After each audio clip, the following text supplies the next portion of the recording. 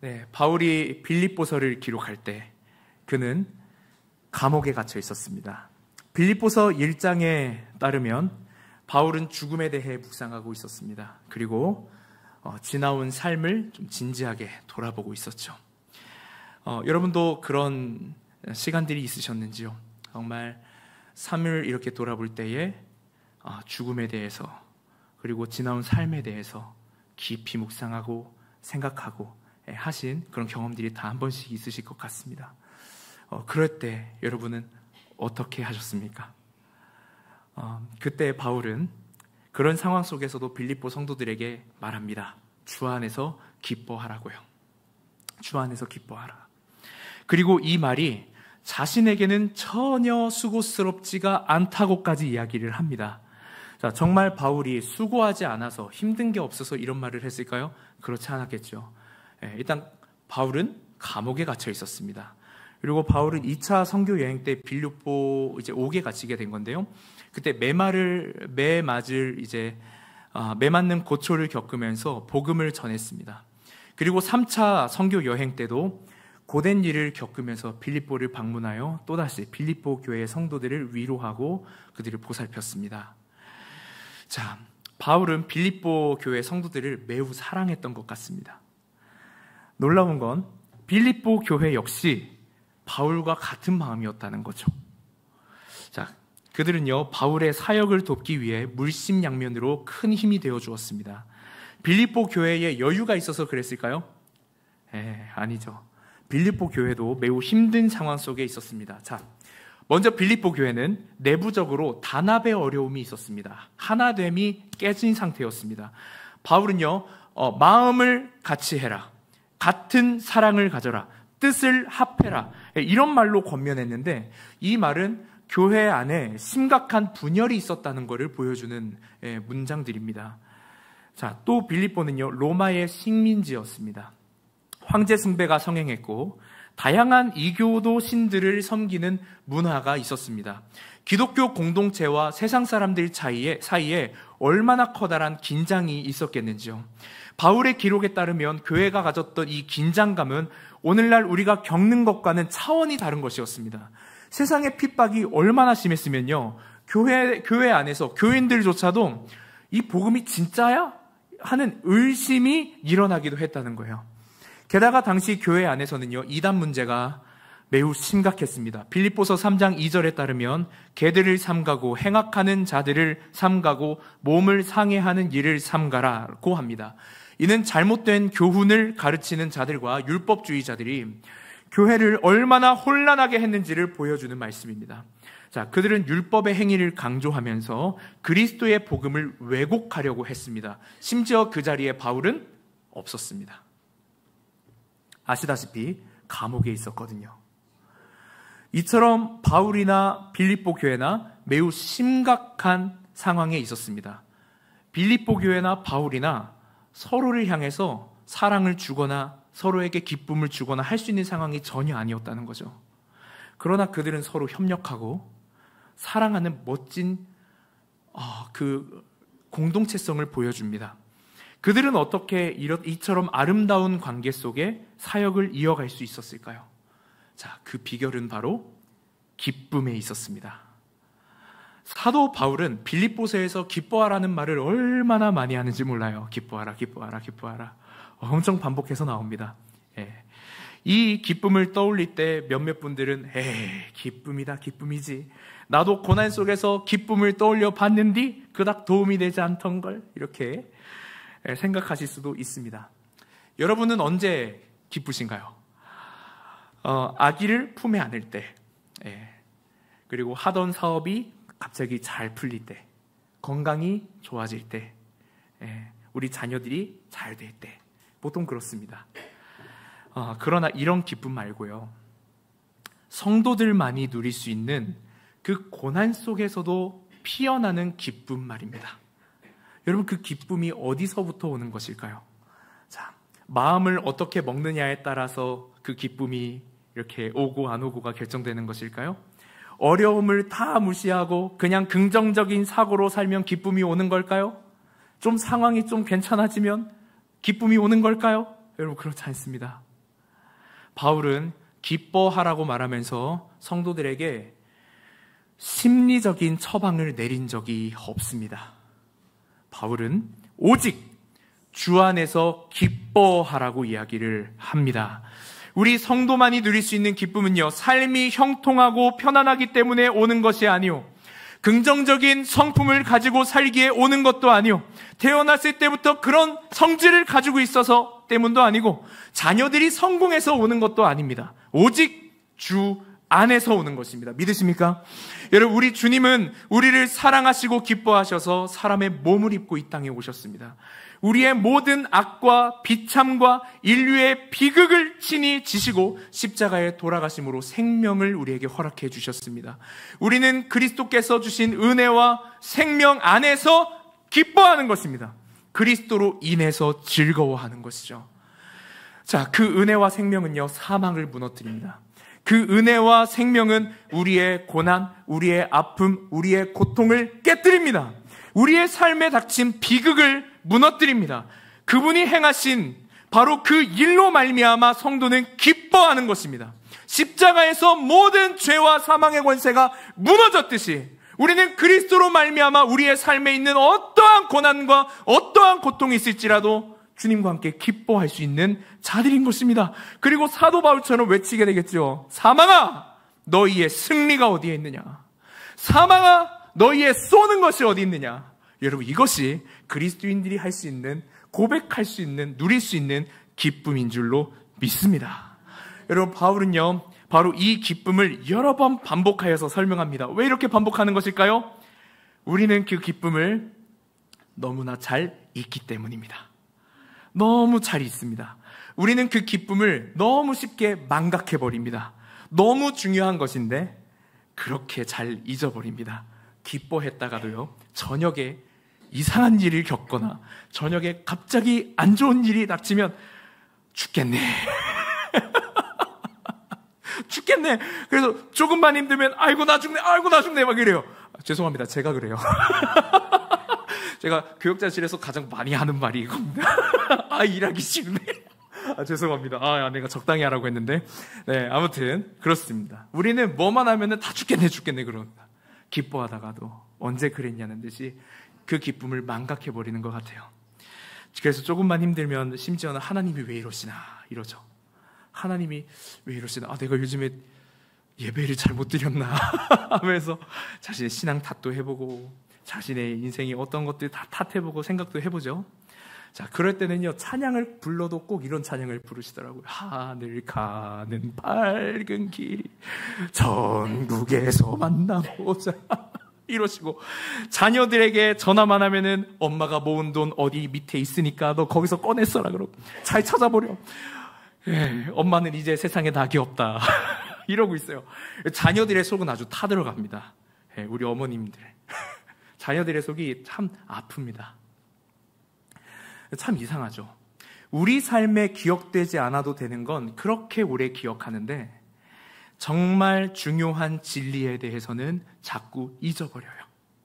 또 우리가 살아가는 이 땅에는 왜 그리 슬프고 마음 상할 일들이 많은지 각자가 무거운 짐을 한 트럭씩 들고 살아가는 것 같아요. 삶 자체가 무겁고 참 어려워요. 문제가 하나 지나가면 또 다른 문제가 오고, 언덕을 넘으면 또 다른 언덕을 마주하고, 어디 유행가 가사 같네요. 이게 우리 인생인 것 같습니다. 그래서 그런지 저는 집에서 아이들을 좀 돌볼 때마다 한 가지 마음을 갖게 돼요. 아이들이 지금의 이 미소를 잃지 않았으면 좋겠다. 아이들이 나이가 좀 이렇게 자라고 많이 이렇게 채워지고도 좀 이 웃음을 잃지 않았으면 좋겠다. 여러분 그거 아시죠? 10대, 20대, 30대, 40대, 50대의 웃음이 다 다릅니다. 10대 때는 깔깔깔깔깔 하고 웃어요. 20대 때까지도 괜찮습니다. 조금 힘들어도 하면서 하면서 웃습니다. 30대부터 이제 제 상태가 되면 죽겠다 이렇게 하면서 웃고, 40대, 50대가 되기 시작하면서 하다가 이제 60대쯤에 넘어가시면 이제 인생의 모든 거를 이제 슬슬 이제 깨닫는 단계가 되어서 그래요, 맞아 하면서 이제 공감하는 그런 레벨로 이제 올라가게 되는 것 같습니다. 이상하죠. 나이가 이렇게 들수록 얼굴이 점점 굳어지고 미소가 사라지는 것 같습니다. 여러분, 사람이 웃음을 잃잖아요. 그러면 우리의 영혼이 메말라가요. 우리의 영혼이 천천히 말라갑니다. 그래서 우리에게는 더더욱 기쁨이 필요한 것이죠. 자, 빌립보서 3장 1절을 보면 사도 바울도 이 기쁨을 갖는 게 우리에게 너무나 중요하고 어떻게까지 이야기하죠? 안전하다라고까지 이야기를 합니다. 기쁨을 갖는 게 안전한 거다. 자, 우리에게 기쁨이라고 하는 건요, 방파제와 같은 것입니다. 방파제. 여러분, 방파제가 무엇입니까? 파도의 힘을 감소시키는 것이죠. 파도가 전벙하고 칠 때 파도의 힘을 분산시켜서 해안과 항만을 지키는 것입니다. 보호하는 것이죠. 이렇듯 기쁨이라고 하는 건 고난으로부터 오는 타격을 분산시키고 흩어지게 만들어서 약하게 만듭니다. 그리고 심지어는 우리의 영혼을 지켜주죠. 이게 그리스도 안에서 얻은 기쁨의 힘입니다. 자, 그래서 저는 하나님과 사람들이 기쁘게 해주는 일을 하고 싶어요. 그래서 목사가 됐습니다. 좀 기쁘게 해드리는 사역을 하고 싶은데 죄송합니다. 저부터가 기쁘지 못해서 저는요, 좀 사람들이 주 안에서 기쁨을 누렸으면 좋겠어요. 우리 목회자들이 정말 듣고 싶은 한마디 뭐냐? 이번에 어떤 일꾼이 뽑혔다. 사실 그것도 기쁘긴 하지만 가장 듣고 싶은 그 한마디가 무엇이냐면 예수 믿어 행복하다. 예수 믿어 참 기쁘다. 우리 수원 서북교회 다녀서 너무 웃음이 나온다. 멈추질 않는다. 이런 얘기 좀 듣고 싶은 거죠. 예. 여러분, 그런 기쁨을 누리는 우리 모두가 되기를 축복합니다. 예. 이 기쁨을 모르는 사람을 만나신 적이 있으시죠? 이 기쁨을 모르는 사람을 만나면 그 인생이 얼마나 빈약하게 느껴지는지 모릅니다. 삶은 있는데 내용은 없고 뭘 했다는데 남은 건 후회밖에 없대요. 예, 남은 거는 한숨밖에 없대요. 남은 건 주름살밖에 없대요. 예, 그렇게 이야기를 하세요. 사람들을 만나다 보면 세상이 말하는 기쁨의 끝이 무엇인지를 보는 것 같습니다. 그런데 문제는 교회를 다니는데도 이 세상이 주는 기쁨이 끝인 줄 아는 사람이 너무나 많다는 거죠. 너무나. 얼마나 웃음에 인색한지를 몰라요. 얼마나 기쁨에 인색한지를 몰라요. 좀 좋은 말 던져주면 얼마나 좋아요. 근데 꼭 말을 해도 여러분 우리가 주님 안에서 누리는 기쁨이요, 이 사랑하는 사람들과 주 안에서 이 피어난 이 웃음이 얼마나 큰 위로와 힘이 되는지를 여러분 경험해 보셨잖아요. 사람이 살아납니다. 영혼이 만져집니다. 그리스도인의 기쁨과 웃음이요, 얼마나 매력적인 것인지 몰라요. 얼마나 매력적인 것인지 몰라요. 정말로요. 자, 그리스도인의 기쁨이 왜 멋집니까? 일단 사람을 살리기도 하죠. 예, 그런데 그 사람을 살리는 데 다 이유가 있었어요. 뭐냐 하면 그리스도인의 기쁨과 웃음 안에는 절제가 있기 때문이에요. 절제.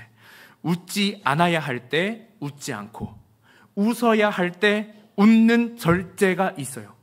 그런데 어떤 사람들은 웃지 말아야 되는데 웃어요. 어떤 사람들은 웃어야 하는데 울어요. 그러면 어떤 사람이 되는 거죠? 엇박자 타는 인생이 되는 거죠. 엇박자 타는 성도가 되는 겁니다. 예, 다 같이 통성으로 기도하고 있는데 에헤라디야 하면서 찬양하는 거죠.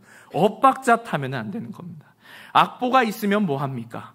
박자가 안 맞는데 여러분, 그럼 조화가 되지 않습니다. 아름다운 앙상블, 하모니가 이루어지지 않습니다. 교회 안에서는 우리가 이 그리스도 안에서 누리는 기쁨을 위해서 서로가 삼가야 할 것이 있습니다. 예, 절제하고 이거는 좀 아닌 것 같은데 하면서 선을 살짝 그어줘야 되는 것도 있습니다. 예, 그리고 그 선을 한번 그을 때도 아주 조심스럽게 그 사람이 기쁨을 잃지는 않을까, 예, 하면서 아주 조심스럽게. 자, 빌립보 교회는요, 2절의 사도의 말처럼 개들을 삼가고 행악하는 자들을 삼가고 몸을 상해하는 일을 삼가야 했습니다. 기쁨을 위해서 이것들을 절제해야 했습니다. 자, 어떤 사람들은요, 여기서 개들을 삼가라니까 교회에 개 끌고 오는 사람들에게 뭐라고 하는 긴가? 아니, 그때도 그런 사람들이 있었어? 하고 이제 뭐라고 하시는데 그런 말이 아니죠. 물론 서로를 존중하는 마음으로 교회에 개를 데리고 오는 건 조금 조심해야 된다고 생각합니다. 제 아내가 알레르기가 있습니다. 이 개에 알레르기가 있는 사람들이 있죠. 이게 진짜 보통 일이 아니라니까. 몸이 빨갛게 다 일어나요. 정말 심각한 분들은요. 그분들에게는 그런 모습이 이게 엇박차처럼 보일 수 있다는 겁니다. 자, 사실 그렇게 따지자면 개뿐이겠습니까? 그렇지 않죠. 정치 이야기, 투자 종용하는 이야기, 뭐 이거 한번 해봐라 하면서 하는 뭐 사업 이야기, 이런 예민한 문제도 서로 간에 조심해야죠. 어떤 교회를 보면요, 한 권사님이 목회자들에게 전화해가지고 어디 카드 좀 만들라고 강요했다는 이야기도 들어요. 저는 그런 얘기가 교회 안에서 일어났다는 걸 들을 때마다 가슴이 철렁철렁거려요. 철렁철렁거려요. 목회자들도 철렁철렁 하는데 성도들끼리 그런 일이 있으면 얼마나 철렁철렁 하는지 몰라요. 그런 경우에 보통 교회를 떠나시거든요. 철렁철렁해요. 서로가 조심해야 됩니다.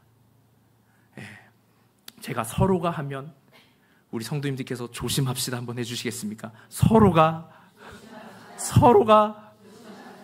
부탁드리겠습니다. 저부터 조심하겠습니다.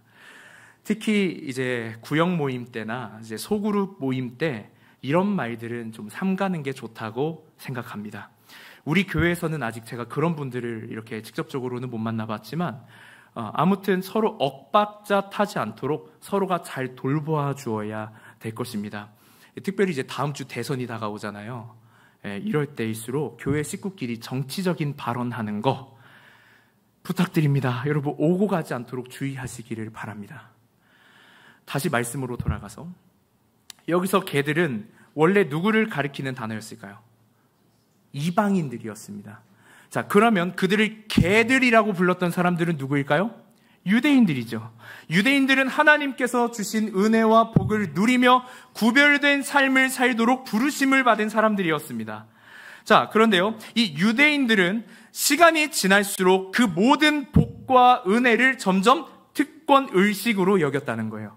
선민 사상에 쩌들어서 나는 특별해, 나는 대단해, 나는 멋진 사람이야 라고 하는 사상에 쩌들어 버려서 변질되어 버렸어요. 교만이 쑥 하고 들어옵니다. 그리고 이방인들에게 복의 통로가 되어주기는커녕 거룩하게 살지 않는 그들을, 우리들의 모임에 들어올 수 없는 그들을 향하여 개들이라고 부르면서 교만한 자들이 되어버렸습니다. 그런 일을 삼가라는 것입니다. 기독교는 그런 공동체가 아니죠. 하나님께 받은 복을 특권의식으로 변질시켜서 남들을 개처럼 여기면서 무시한다면 여러분 그건 기독교가 아닌 것입니다. 율법주의자로 돌이킨 것이죠. 교회 안에서도 그런 일들이 있습니다. 누군가가 어려운 일을 당했는데 야 그거 기도 안 했어 그래. 야 너 그 요즘 교회 안 나오더니 너 그렇게 될 줄 알았다. 꼭 말을 해도 똥 묻은 막대기 마냥 말을 합니다. 이럴 때 웃으시면 됩니다. 웃을 때 웃어야 됩니다. 자, 왜 그렇게 말을 하고 왜 그렇게 율법주의자처럼 되려는 것일까요? 왜? 우리가 어떤 빚을 지고 있는 사람인지를 잊어버렸기 때문입니다. 우리가 어떤 빚을 지고 있는 사람이었는지를 잊어버렸기 때문이에요. 여러분, 예수 그리스도께서는 죄인인 우리를 위해서 죽으셨습니다. 믿으십니까? 예전에 한 목사님께서 죄를 이렇게 표현을 하시더라고요. 죄는 응가다. 죄는 똥이다. 그런 의미에서 죄인은 똥 묻은 막대기다. 여러분, 똥 묻은 막대기 아시죠? 이렇게 잡기는커녕 좀 멀리하고 싶은 그런 막대기 말입니다. 우리가 그런 존재였다는 것입니다. 심지어 우리는 닦아도 닦아지지 않는, 갚아도 갚을 수 없는 전적 타락, 전적인 파산 상태에 이른 죄인들이었습니다. 그런데 예수님은 그 죄를 뒤집어쓰고 죽으신 겁니다. 당신의 생명으로 내 죄값을 물으셨습니다. 그분은 우리를 사랑하셨고 우리를 기뻐하셨습니다. 그분에게 있어서 우리는 당신의 모든 기쁨이었기 때문입니다. 교회의 기쁨이 회복되기 위해서는 바로 이 예수님의 사랑의 빚진 자라고 하는 의식이 우리에게 회복되어야 하는 것입니다. 특권 의식이 아니라 그리스도 안에서 내가 빚진 자라고 하는, 자격 없는 자였다고 하는 그러한 의식이 우리 안에 회복되어야 교회의 기쁨이 일어날 수 있는 것입니다. 값없이, 자격 없이, 아무런 공로 없이 받은 은혜입니다. 우리는 그 은혜의 빚진 자로서 이웃을 윤택하게 하고 그들의 삶을 복되게 해야 됩니다. 어려운 성도들이 있으면 한마디를 던져도 괜찮아, 많이 힘들었겠다, 내가 기도해 줄게, 밥 먹으러 가자, 이렇게 말을 하는 그러한 윤택함이 우리 공동체 안에 피어나기를 주님의 이름으로 축복합니다. 다른 사람들의 흠과 연약함과 미련함들을 보면서 야, 저건 개들이야, 개들, 이렇게 부른다면 이거는 신앙이 왜곡된 것이죠. 저 사람은 미련한 사람이야, 신앙이 왜곡된 것이죠. 저 사람은 바보 같은 사람이야, 신앙이 왜곡된 것이죠. 여러분, 이건 교회에서 뱉어낼 말들이 아닙니다. 진정한 기쁨을 공동체가 누리기 위해서 우리가 가져야 할 정체성은 은혜의 빚진 자이지 난 특별한 권위를 가진 자라고 하는 허망한 특권의식이 아닌 것입니다. 유대인들은 왜 허망한 특권의식에 빠지는 실수를 했을까요? 신앙을 주관적인 경험에 국한시켰기 때문입니다. 예를 들어서 내가 신앙생활을 몇 년 했는데, 내가 하나님 앞에서 이렇게 살았는데, 내가 이렇게 기도했는데 하면서 자신의 신앙을 계속해서 이 주관적인 경험으로 검증하려고 했다는 것이에요. 여러분, 그런데 그거 아십니까? 사실 그런 주관적인 검증이 교회와 성도를 좀먹습니다. 하나님은 우리에게 객관적인 검증을 할 수 있는 체크리스트를 주셨어요. 오늘 말씀에서는요, 다른 사람들을 어떻게 대하고 있느냐, 그들을 어떻게 바라보고 있느냐를 알려주셨죠. 그들을 어떻게 윤택하게 사랑하고 있고 그들을 어떻게 품고 있느냐를 알려주십니다. 이웃에게 어떤 말을 했는지, 이웃에게 어떤 마음을 품었는지가 우리 신앙의 현주소라는 말입니다. 여러분, 우리 함께 바울의 권면을 듣기를 원합니다. 3절을 다 같이 읽어보시겠습니다. 하나님의 성령으로 봉사하며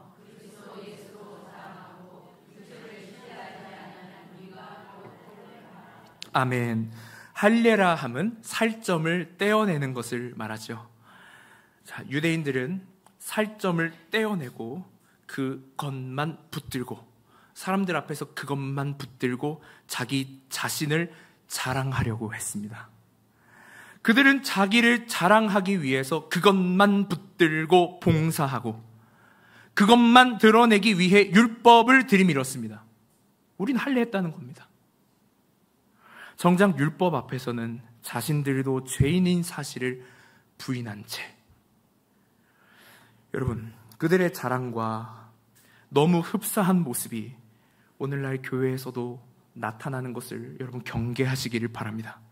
어떤 교회에 다니는가, 좋은 교회에 있는가, 뭐도 있고 뭐도 있는 그런 교회에 다니는가, 우리 교회 예배 참 좋아, 우리 예배 별로야, 마음에 안 드는 게 너무 많아, 옆 동네 가보니까 거긴 수예배 때부터 찬양팀하고 기도를 해도 막 방언으로 하고 막 난리가 나던데, 그런 걸 붙들고 자신의 신앙을 평가하는 건 우리의 신앙의 현주소를 절대로 평가할 수가 없고요, 그 모든 것들이 우리의 영적인 현주소를 절대로 보여줄 수 없다는 사실을 여러분 기억하시기를 바랍니다.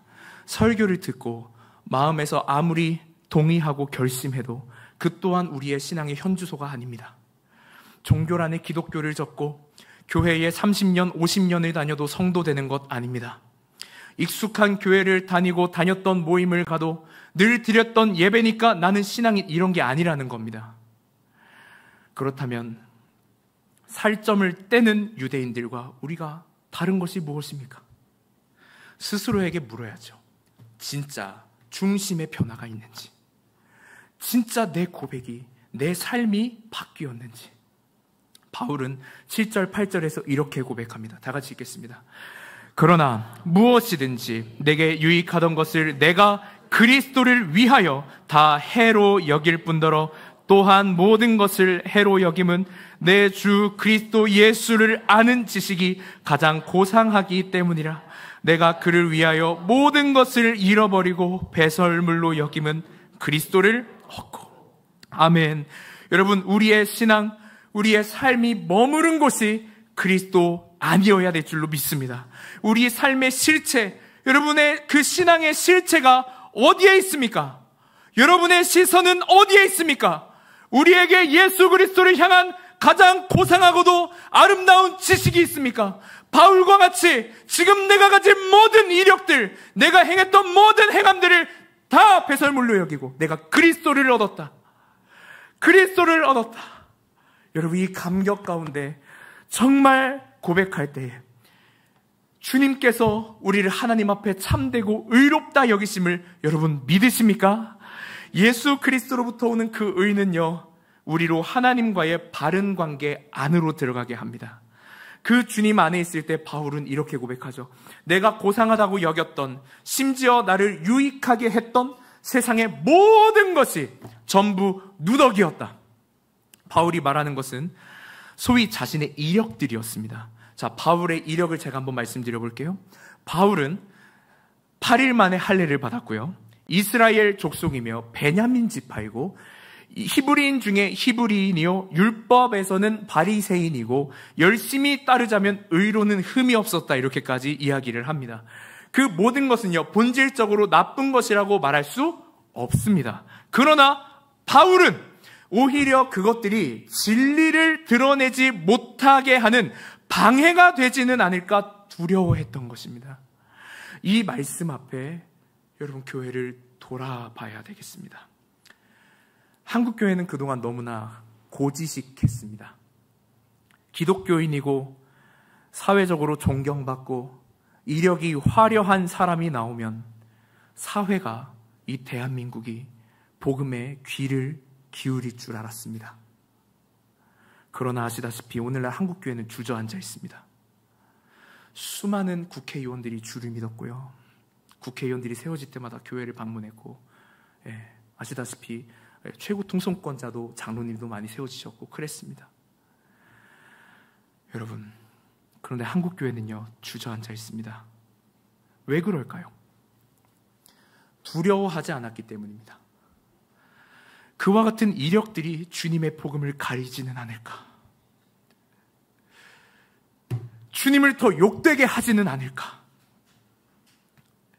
내가 지금까지 열심히 해온 그 모든 것들이, 신앙생활 포함해서 내가 지금까지 열심히 쌓아온 그 신앙의 연차들이 주님의 그 진리와 주님의 그 아름다움을 가리지는 않을까 하는 두려움이 없었기 때문입니다. 바울은 그 모든 것을 배설물로 여겼습니다. 이것이 우리가 가진, 우리 그리스도인만이 가질 수 있는 진정한 기쁨의 멋이고 유익입니다. 주 안에서 얻은 기쁨을 아는 자들은 바로 그런 것들을 절제합니다. 그런 것들을 삼갑니다. 그리고 주 안에서 얻은 기쁨을 가지고 무엇을 합니까? 자, 10절과 11절을 다 같이 읽어보겠습니다. 내가 그리스도와 그 부활의 권능과 그 고난에 참여함을 알고자 하여 그의 죽으심을 본받아 어떻게 해서든지 죽은 자 가운데서 부활에 이르려 하노니. 아멘.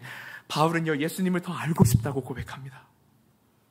그리스도를 얻고서 그가 정말 기쁨을 위해서 절제하고서 그가 고백하는 것, 그가 정말 하고 싶은 것은 다른 게 아니었어요. 예수님을 더 알고 싶다는 것입니다. 그것이 그에게 기쁨이 되었고 그것이 교회의 기쁨이라고 이야기하는 것입니다. 바울이 예수님을 몰랐을까요? 아니요. 그는 예수님을 너무 잘 알고 있었습니다. 이곳에 있는 그 누구보다 예수님을 가장 잘 알 겁니다. 그러나 더 알고 싶다고 고백합니다. 더 만나고 싶다고 고백합니다. 인격적으로 예수님과 더 소통하고 싶고 그분께 더 매달리고 싶고 그분을 원한다고 얘기를 합니다. 내가 그분을 원했다. 내가 그분을 얻었다. 라고 이야기합니다. 그분의 부활이 무엇인지, 그분의 고난에 참여하기 위해서는 어떻게 해야 하는지를 더 발버둥칩니다. 그리스도께서 정말 우리에게 주시고자 하는 그 선물이 무엇인지를 바울은 너무나 잘 알고 있었기 때문에 그리스도 안에서 정말 그 기쁨과 그 은혜를 얻고자 했습니다. 그것이 진정한 교회의 기쁨이었습니다. 이것은요, 우리의 신앙이 무엇인지에 대한 것이기도 합니다. 자, 우리의 신앙이라고 하는 건 예수님을 인격적으로 더 사랑하고 그분을 더 알아가고 그분을 더 가까이 하고 그분과 더 친밀하게 교통하고 사귀는 것입니다. 그것이 교회가 가진 신앙의 핵심이죠. 예수 그리스도를 향한 사랑이 없이 행위만 남아있으면 껍데기에 불과합니다. 예수 그리스도 없는 기쁨만 남아있다면 사실 그건 누더기를 입은 것과 다름이 없습니다. 그건 죽은 것입니다. 세상은 자기를 주장해야 살 수 있다고 말합니다. 힘을 가져야, 잘 되어야, 기쁜 일들이 일어나야, 좀 우리가 외치는 사상이 이루어져야 일어날 수 있다고 이야기를 합니다. 그러나 성도는 그리스도의 고난과 죽음에 동참하는 자들입니다. 진정한 영원한 기쁨이 그리스도 안에 있음을 알기 때문에 십자가를 짊어집니다. 참고 인내하고 말하고 싶지만 말하지 않고, 할 말이 있지만 참고, 끝까지 내가 그 사람의 말에 끝까지 얹어서 한마디를 던지고 싶지만 그 마지막 한마디를 참는 자들이 그리스도인입니다. 남들이 서로의 사상을 가지고 싸우고 찢어질 때에 그리스도인들은 그들을 위해서 기도해 주는 자들이고, 더욱더 주님 안에서 그들이 기쁨을 회복할 수 있도록 세상에 그 수많은 보이는 것들에 그들의 기쁨이 넘어지지 않도록, 깨져지지 않도록 그들을 위해서 기도하고 애써주는 자들이 그리스도인이란 말입니다. 여러분, 성경은 그 십자가 없는 영광은 없다고 말합니다. 그래서 바울은 어떻게 해서든지 그의 죽으심을 본받으려고 했고, 죽은 자 가운데서 부활하기를 소망합니다. 교회가 낮아질 때 세상은 살아있는 영광을 볼 것입니다. 우리가 희생하는 종이 될 때 이 땅은 다시 생기를 바라게 될 것입니다. 요즘에 우리 복지사역원에서 공유 우산을 이렇게 앞에다 갖다 놨습니다. 아주 밝은 날이었습니다. 아무도 가져가지 않겠거니 했습니다. 다 가져갔습니다. 모두가 놀랐어요, 사실. 그 놀란 마음에 더 말은 하지 않겠습니다. 여러분, 그런데 교회는 그들이 우산을 다 가져가든 뭘 하든 마음의 계획을 하고 주님께서 주신 뜻이라고 생각하면 마음을 모아서 달려가주는 사람들입니다. 저는 한 공유우산이 1000개 정도 나왔으면 좋겠어요. 성도님들이, 우리 교회가 1000명 이 정도 되잖아요. 그러니까 1000명의 성도님들께서 1000개의 우산을 비 오는 날 예고 없이 비를 맞는 저 다른 1000명에게 전달해줘서 얼마나 전도가 되겠습니까? 얼마나 그 한 명의 인생이 행복해지고 윤택해지겠습니까? 그것 때문에 하는 거죠. 제가 오늘 이제 명인중학교, 그리고 저기 어디입니까? 장안고등학교, 숙지고등학교 이렇게 한 바퀴를 싹 돌고 왔습니다. 오전 내내 이제 선물을 좀 포장을 예쁘게 해서 다 이렇게 소세지 넣고 젤리 넣고 과자 넣고 젤리 넣고 소세지 넣고 쌀과자 넣고 해가지고 만들어가지고 명인중학교 방주동아리 아시죠? 방주동아리 친구들하고 이렇게 주고 기도해주고, 장안고등학교로 넘어가서 친구들에게 전달해주고, 숙지고등학교 야자하는 친구들한테 또 전달해주고, 이렇게 하고 왔습니다. 여러분, 그런데 그 친구들이 교회에서는요 사실 그렇게까지 반갑게 인사를 하는 친구들이 아닙니다. 예배를 드리면 그냥 갑니다. 안녕 애들아 그러면 응. 애들아 인사 좀 제대로 해봐. 응. 자, 여러분 아멘 해봅시다 그러면 뭐 이렇게 대답하는 친구들입니다.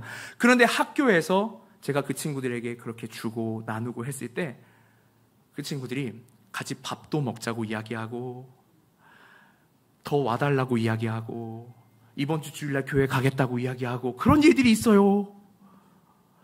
여러분, 공유사는 그런 일이 안 일어날까요? 일어날 줄로 믿습니다. 여러분, 우리가 마음을 모으기를 간절히 바랍니다. 우선 하나씩만 기증해 주십시오. 우리 정민희 장로님께서 저를 칭찬하실 것 같습니다. 자, 아무쪼록 저와 여러분을 통해 기쁨이 없는 곳에 기쁨이 일어날 수 있기를 축복합니다. 마른 뼈와 같은 영혼들이 다시 생기를 얻고 치료되고 살아나는 역사가 있기를 주님의 이름으로 축복합니다. 자, 이 말씀으로 오늘 말씀 마치겠습니다. 3장 1절 우리 다 같이 큰 목소리로 바울이 우리에게 권면하는 것이다, 이렇게 믿고 함께 선포하며 나아가시겠습니다. 끝으로 나의 형제들아, 주 안에서 기뻐하라. 너희에게 같은 말을 쓰는 것이 내게는 수고로움이 없고 너희에게는 안전하니라. 아멘. 그리스도 안에 있을 때 가장 안전한 줄로 믿습니다.